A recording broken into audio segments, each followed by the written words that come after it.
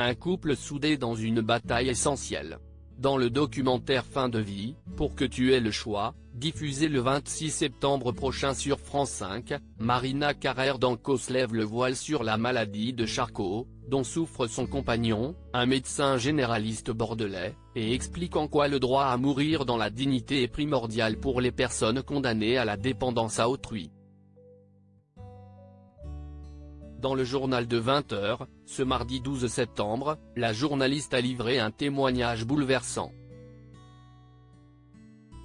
La médecin a fait du droit de chacun à choisir la manière et le moment où il va s'en aller, lorsqu'il considère que la vie ne vaut plus d'être vécue, son combat.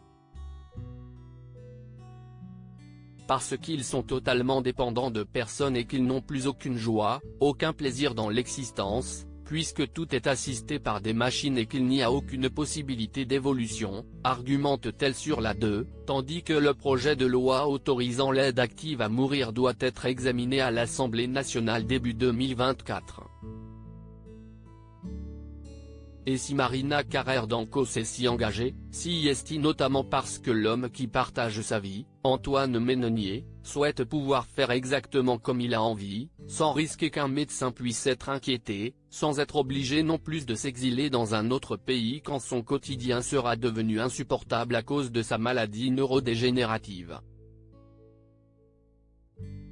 Marina Carrère d'Ancos dévoile son quotidien avec son compagnon Antoine Ménonier dans le documentaire. Antoine Ménonier se confie à plusieurs reprises, faisant valoir son expertise médicale et sa propre expérience de la maladie qui le condamne. Celle-ci entraîne une dégénérescence progressive des muscles moteurs, de la parole, de la déglutition, ainsi qu'une paralysie progressive du corps tout en laissant le cerveau intact. Elle laisse en moyenne une espérance de vie de 3 à 5 ans, a révélé la réalisatrice à Télé Loisirs.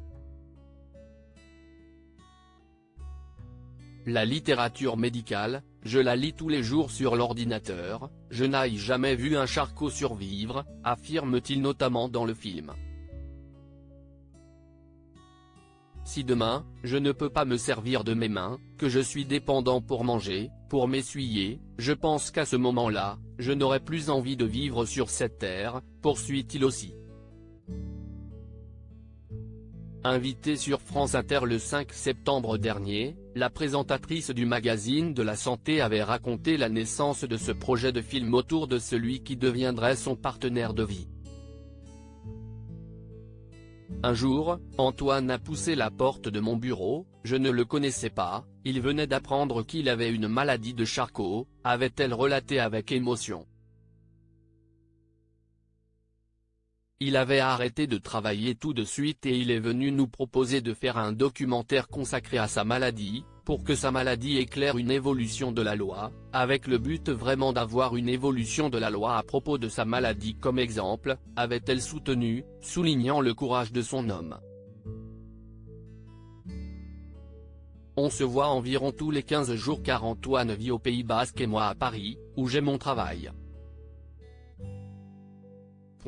Quand j'y vais, nous sommes contents de nous retrouver et on parle de la vie en laissant de côté la maladie, a dévoilé Marina Carrère d'Ancos à Télé Loisirs. Crédit photo, capture d'écran France 2.